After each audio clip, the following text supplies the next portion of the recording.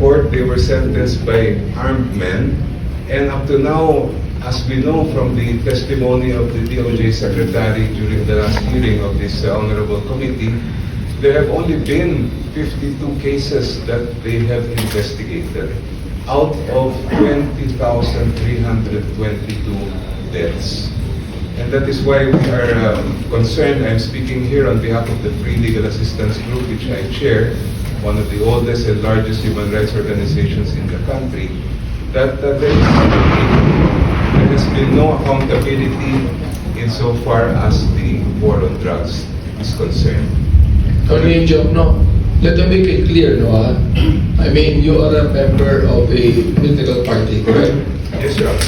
Now, I will never question your expertise in law, but I would like to question your motivation on this. Is there any politics in this? No, Your Honor. I'm appearing here in summons because I was summoned by the Honorable Committee to appear as Gusto a resource ko lang po put on record that there's no politics involved in this. Yes, Your Honor. The data I'm mentioning were part of a extended resolution of the Supreme Court in a case that questioned the entire war on drugs.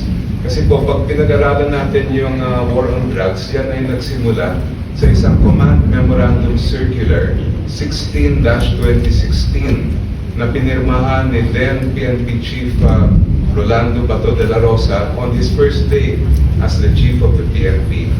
This Command Memorandum Circular is what authorized what they call double barrel, yung pong tokhang and targeting the high-value targets, which then became operationalized as what we know as the war on drugs. Mr. Chair, may I intervene? Mr. Chair, may I ask Attorney Jokno as regards to the sinasabi niya po year-end accomplishment report ng Office of the President. Itong 20,300. Do you have the copy, Attorney Jokno? Can you provide this committee and this representation? Yes, Your Honor. Ang meron po ako ay yung kopya ng Supreme Court resolution kung saan nakasite dito yung year-end accomplishment report ni dating Pangulong Duterte. Yeah, Mr. Chair, related to that, Mr. Medallia po, ES, former ES. So, meron po kayong copy